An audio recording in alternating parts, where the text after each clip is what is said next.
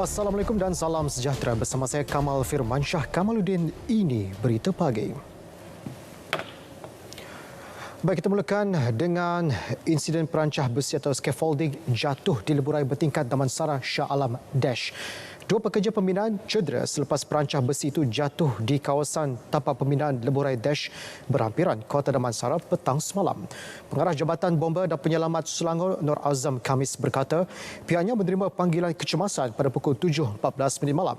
Seramai 9 anggota bersama 2 jentera dari Balai Bomba dan Penyelamat Sungai Buloh telah dikejarkan ke lokasi kejadian. Kedua-dua mangsa merupakan pekerja warga Bangladesh berusia dalam lingkungan 20 hingga 40 tahun. Mereka dilaporkan sedang melakukan kerja di bawah struktur tersebut. Berdasarkan laporan awal, perancah besi itu jatuh dari ketinggian 12 meter. Pihak pemaju telah mengeluarkan arahan pemberhentian kerja di tempat pembinaan serta-merta. Tiada kes dengan risiko miokarditis dan perikarditis yang dikaitkan dengan penggunaan vaksin COVID-19 jenis mRNA dikesan di negara ini.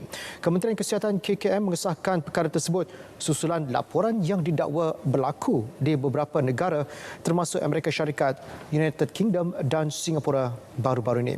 Kenyataan Ketua Pengarah Kesihatan Tan Sri Dr. Nur Hisham Abdullah memaklumkan tiada laporan kesan adverse susulan imunisasi spesifik untuk miokarditis dan perikarditis diterima oleh bahagian regulatory farmasi negara NPRA. Miokarditis merupakan radang pada otot jantung, sementara perikarditis pula merujuk kepada radang pada lapisan luar jantung. Simptom atau gejalanya termasuk sakit dada, perubahan pada kadar degupan jantung serta kesukaran bernafas. Ketika ini hanya satu jenis vaksin mRNA iaitu Comirnaty keluaran Pfizer-BioNTech telah diluluskan pendaftaran bersyarat di Malaysia. Oleh itu, KKM merumuskan bahawa profil keselamatan vaksin kekal positif dan penggunaannya dalam program imunisasi COVID-19 kebangsaan tidak terjejas. Program mobilisasi vaksin komuniti Movac yang bermula semalam di seluruh negara memfokuskan kepada masyarakat luar bandar. Ini termasuk warga emas dan orang kurang upaya OKU bagi membolehkan mereka mendaftar menerima vaksin menerusi program imunisasi COVID-19 kebangsaan. Yang berikutan, penduduk luar bandar khususnya di pedalaman masih kurang mendaftar disebabkan capaian internet dan tidak mahir menggunakan telefon pintar. Menteri Perpaduan Datuk Halimah Muhammad Sadiq berkata, Movac merupakan kerjasama antara kementeriannya dengan Kementerian Perumahan dan Kerajaan Tempatan sebagai usaha memastikan penduduk luar bandar tidak ketinggalan menerima vaksin. Kemudahan pengangkutan seperti bas diubah sesuai untuk dijadikan pusat pemberian vaksin. Ketika ini, 10 bas disediakan untuk kegunaan di negeri seperti Kelantan, Terengganu, Perak dan Selangor. Untuk sama-sama kita menjalankan gerakan besar-besaran ini supaya rakyat jelata yang mana yang dah masuk dalam sinarai penerima vaksin akan menerima vaksin tanpa bergerak jauh daripada tempat kediaman mereka. Beliau meninjau beroperasi Movac di Felda Loch Heng Barat Kota Tinggi. Seramai 498 individu menerima vaksin melibatkan 3 gugusan iaitu Felda Loch Heng Barat, Timur dan Selatan. Sementara itu, warga emas yang ditemui bersyukur kerana Movac memudahkan urusan mereka menerima vaksin.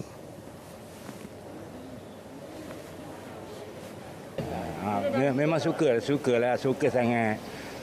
Kita masa kita tak terbuang itu memang memudahkanlah. Okey. Semua peroka-peroda pun senanglah kat sini kan. Dia ada vaksin kan. Ada kemudahan baguslah.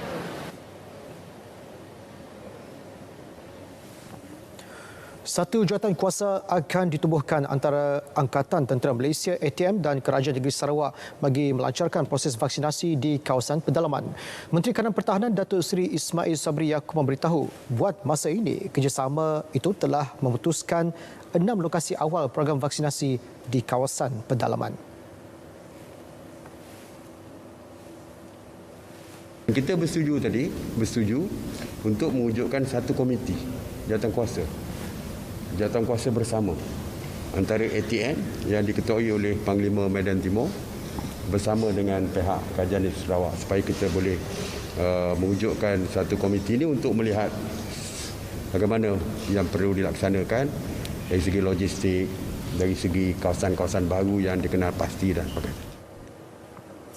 Jelasnya, PICK secara outreach itu akan dikendalikan oleh Combat Medic Vaccination Team CMVT terdiri daripada pegawai perubatan ATM, paramedik dan petugas kesihatan.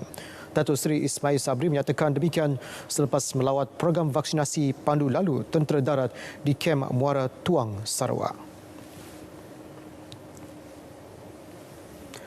Inisiatif Trak Vaksin Bergerak MyMedic di wilayah yang diperkenal Kementerian Wilayah Persekutuan berjaya mempercepat penerimaan vaksin dalam kalangan pekerja industri. Cara yang mudah dan teratur itu sekaligus membantu mengurangkan risiko penularan COVID-19. Fasa kedua di Stesen Sentral Kuala Lumpur semalam melibatkan 1,000 pekerja Malaysia Resources Corporation Berhad MRCB sekaligus menjadi agensi swasta pertama ditawarkan program berkenaan.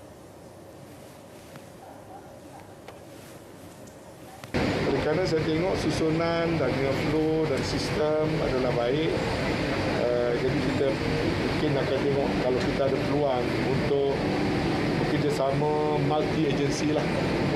Maknanya katakanlah contoh ada pekerja-pekerja sektor binaan, dia duduk mungkin 5 km away from here, dan tempat dia mungkin congested, dia tak ada site for example.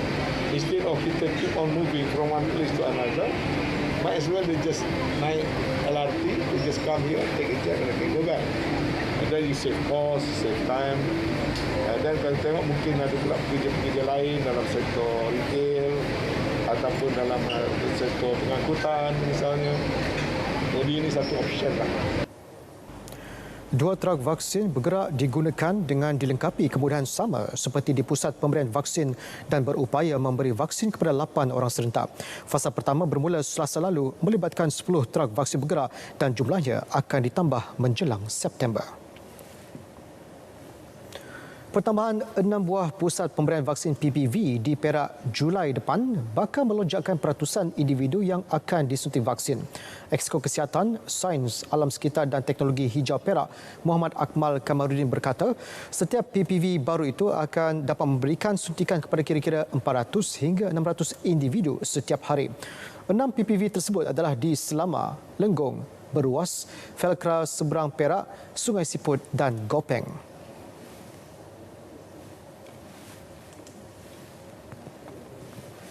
Itu semua tempat-tempat pendalaman seperti inilah. Saya kira peratus ambil vaksin dan pendaftaran Badan Sejahtera, saya kira ia akan melonjak tinggilah untuk negeri Perak selepas pembukaan 6 PPV ini insya-Allah. Beliau meninjau operasi program Reach Out di Klinik Kesihatan Sungai Bayor, Selama. Pada masa sama, beliau juga memberitahu kira-kira 6,000 orang asli di negeri berkenaan telah divaksinasi dan proses tersebut masih diteruskan. Setakat 16 Jun lalu, lebih 233,000 penduduk Perak telah menerima vaksin dos pertama, manakala lebih 138,000 penduduk telah menerima vaksin kedua. Situasi terkini COVID-19 dalam negara. Kes sembuh direkodkan 6,918 kes, mengatasi jumlah kes baru semalam iaitu 5,911 kes. Sementara 73 kes kematian dilaporkan, menjadikan jumlahnya kini 4,349. Berikut statistik harian COVID-19 dalam negara diikuti jumlah kes mengikut negeri.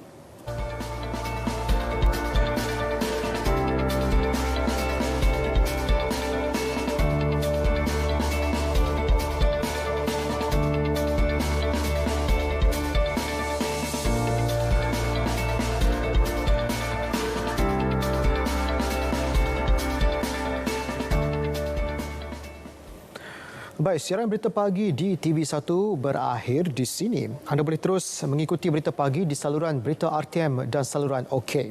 Pastinya yang sahih di berita RTM.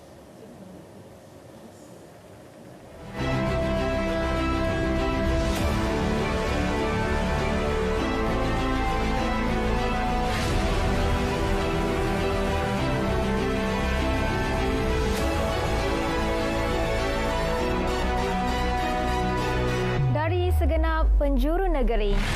Kami peduli paparan terkini. Saran maklumat tepat. terpapar setiap tempat. Cakna isu sejagat, berita wilayah, peka dan berwibawa.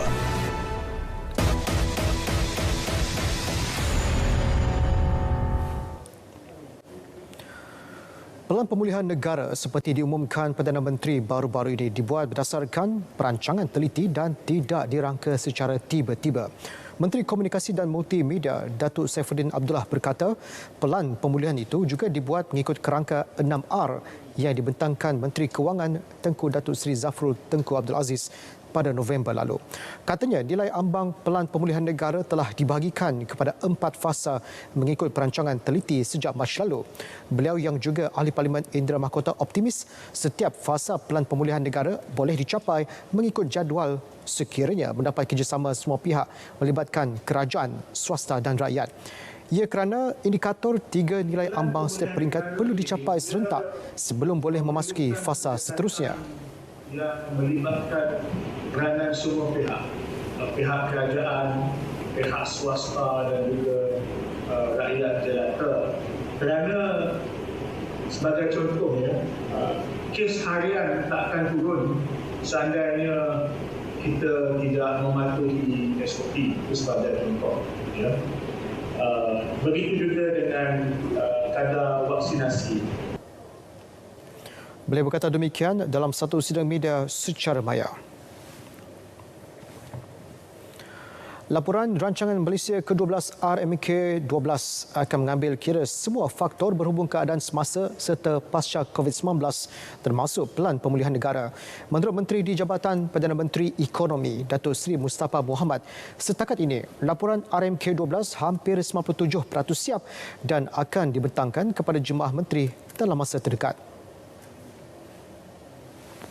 Dalam masa terdekat saya akan bentangkan yang terkini. Dah banyak kali dah bentang ke Kabinet. Dalam masa terdekat saya akan bentangkan kepada Jemaah Menteri Rancangan Malaysia ke-12 ya. Dan ini sudah pasti akan mengikira semualah keadaan COVID, pasca COVID, norma baru, pelan pemulihan, semua ini akan ambil kira insya-Allah. Jelasnya, setiap strategi dilaksanakan kerajaan telah dibincang secara teliti termasuk pelan pemulihan negara. Semua pihak perlu bersabar dan memberi ruang kepada kerajaan dalam memastikan pelan tersebut berjaya mencapai matlamat. Datuk Seri Mustafa turut memaklumkan kerajaan sedang meneliti permohonan kebenaran sektor perniagaan untuk melanjutkan operasi sehingga 10 malam dalam tempoh PKP 3.0. Beliau yang juga Ahli Parlimen Jeli ditemui media selepas meninjau pelaksanaan program outreach vaksinasi COVID-19 di pekarangan Pusat Khidmat Ahli Parlimen Jeli. Pengagihan bantuan tambahan bakul makanan asas untuk penduduk di lokaliti PKPD bersasar di Labuan diteruskan. Semalam, 2 lagi penerbangan Tentera Udara Diraja Malaysia TUDM membawa bekalan barangan bantuan. Pengerusi Jawatankuasa Pengurusan Bencana Daerah JPBD Labuan, Ridwan Muhammad Ismail mengucapkan terima kasih atas kerjasama TUDM yang menerbangkan bekalan makanan tersebut ke Labuan. Mengulas mengenai pengagihan secara berperingkat dan mengikut lokaliti, beliau berharap penduduk dapat bersabar berikutan pengagihan melibatkan lokaliti skala besar.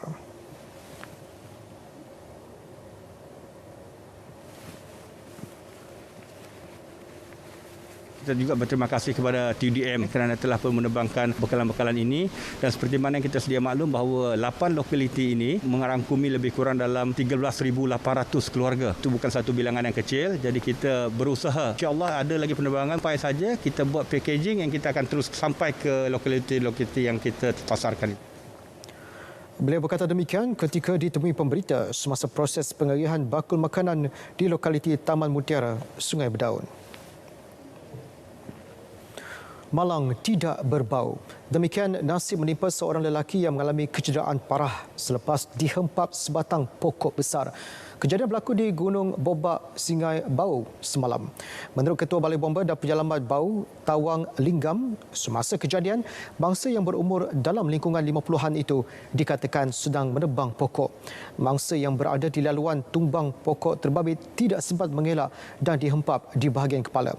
Pasukan bomba bergegas ke lokasi kejadian untuk membawa turun mangsa selain dibantu orang kampung. Perjalanan menaiki gunung terbabit mengambil masa 20 minit. Tawang yang dihubungi RTM turut menjelaskan mangsa telah dikejarkan ke Hospital Umum Sarawak untuk mendapat rawatan intensif dan punca kejadian masih disiasat.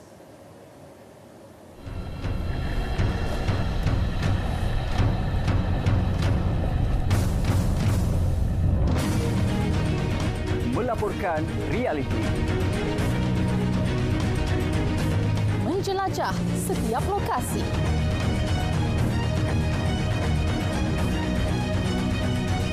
Memaparkan yang terkini dan sahih. Mengisi wacana padat. Merungkai persoalan rakyat. Berita wilayah, Peka dan berwibawa.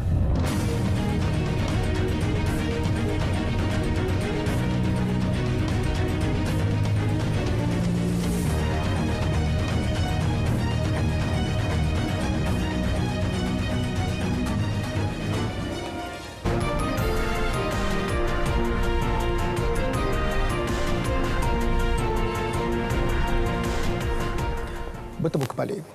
Ulama ultra-konservatif Ibrahim Raisi disahkan memenangi pilihan raya Presiden Iran selepas menewaskan 3 calon yang lain pada Sabtu.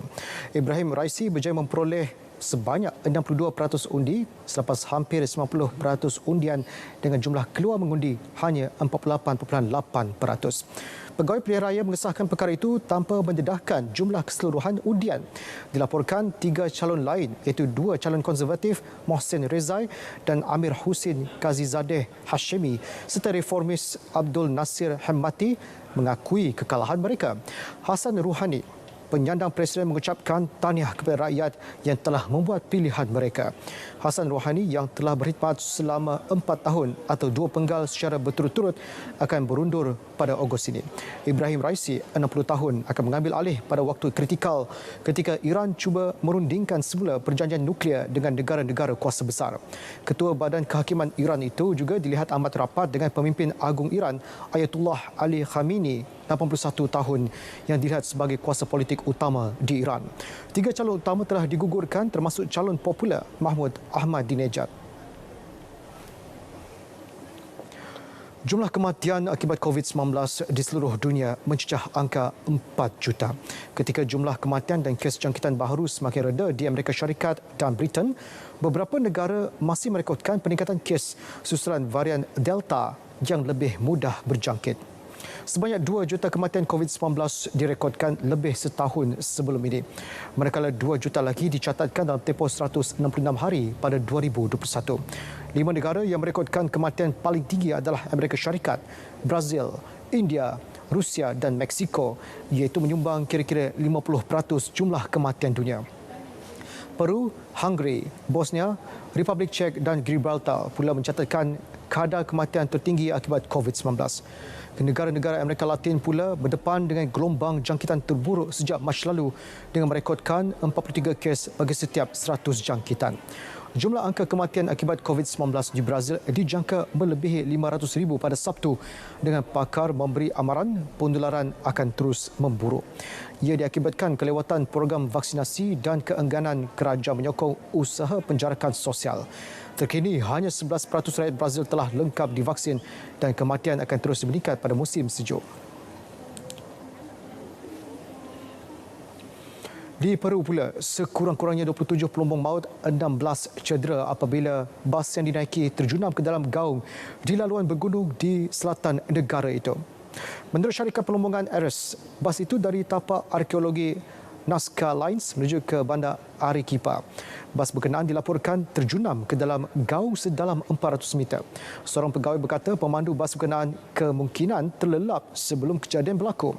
Mangsa dilaporkan bekerja selama beberapa minggu dan dalam perjalanan pulang ke rumah untuk berehat. Pasukan penyelamat membawa mangsa yang cedera untuk dirawat di Hospital Nazca. Punca sebenar kemalangan masih disiasat.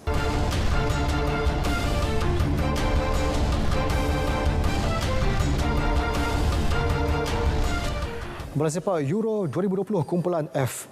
Jerman kembali menghidupkan peluang untuk mara ke pusingan 16 terbaik selepas mudah menundukkan Portugal dengan jaringan 4-2.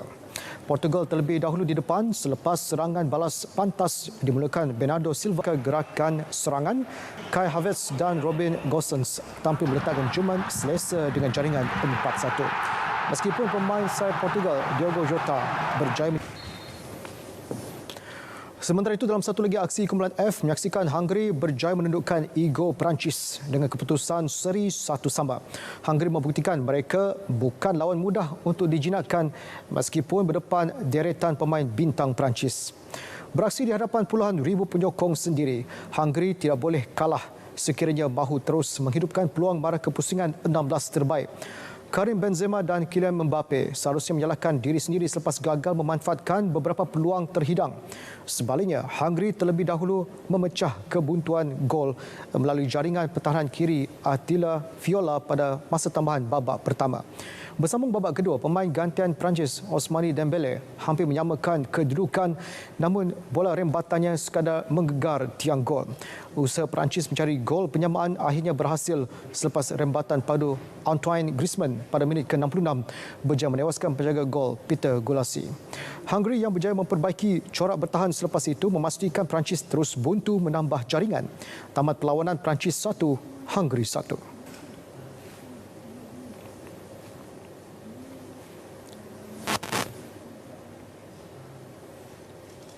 Pemain badminton Malaysia terus melakar kecemerlangan apabila berjaya membawa pulang pingat emas kejohanan antarabangsa Sepanyol 2021. Kejayaan itu dilakar melalui acara persorangan wanita yang diungguli S. Kisona dan bergu campuran menerusi pasangan T. Kai Wun Teo Mei Jing. Dalam saingan akhir persorangan wanita menyaksikan Kisona tidak berdepan tugas sukar untuk mendapatkan kemenangan ke atas lawan senegara Goh Jin Wei. Kisona meraih kemenangan dengan keputusan 21-14, 21-19 selepas beraksi dalam tempoh 31 minit. Kecemerlangan tersebut kini membuatkan Kisona lebih yakin bagi melakar lebih banyak kecemerlangan dalam acara persorangan wanita. Sementara itu, gandingan Kai Wun Mei Jing terpaksa berpeluh hampir sejam sebelum berjaya mengesahkan kejuaraan selepas menewaskan pilihan ketiga dari England, Callum Hemming, Jessica Pegg. Pasangan negara itu meraih kemenangan dengan keputusan 21-15, 13-21, 21-19. Lebih membanggakan, ini juga adalah gelaran pertama mereka di pentas antarabangsa selepas pertama kali digandingkan bersama bagi acara bergu campuran.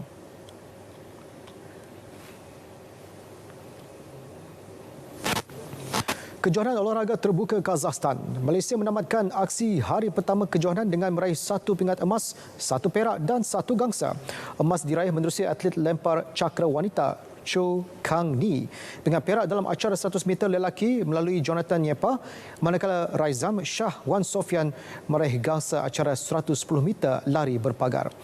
Dalam saingan akhir lempar cakra wanita, Kang Ni dinobat sebagai pemenang selepas mencatat jarak sejauh 43.65 meter sekaligus berjaya menewaskan Yuliana Shukina dari Uzbekistan yang meraih pingat perak, manakala gangsa milik atlet tuan rumah Alina Vorontsova.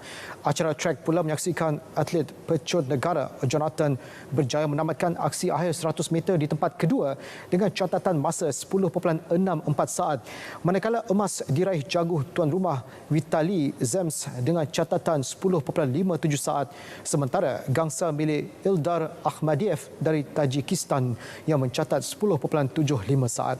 Bagi acara akhir 110 meter lari berpagar menyaksikan Raizam menamatkan aksi di tempat ketiga dengan catatan 14.18 saat.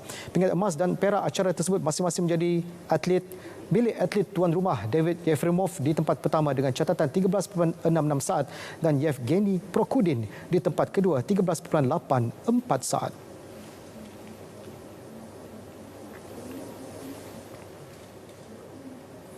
Impian skuad memanah lelaki negara untuk melayakan diri ke Sukan Olimpik Tokyo bulan depan musnah selepas terkandas di peringkat suku akhir acara recurve berpasukan lelaki kejohanan kelayakan Sukan Olimpik 2020 di Paris pada Sabtu. Trio negara diketuai Khairul Anwar Muhammad, Muhammad Zarif Shahir Zulkepli dan Muhammad Akmal Nur Hasrin tewas 6-2 kepada pasukan Ukraine. Hanya 3 slot menjadi rebutan bagi kempen kelayakan terakhir Olimpik Tokyo yang dijadual berlangsung pada 23 Julai hingga 8 Ogos. Setakat ini, 9 pasukan layak beraksi di tamasya sukan terbesar dunia iaitu Australia, China, Taiwan, Great Britain, India, Jepun, Kazakhstan, Korea Selatan dan Belanda. Bagaimanapun, pasukan rekef wanita negara masih memiliki peluang untuk menebus kekecewaan skuad lelaki apabila bakal beraksi pada Ahad.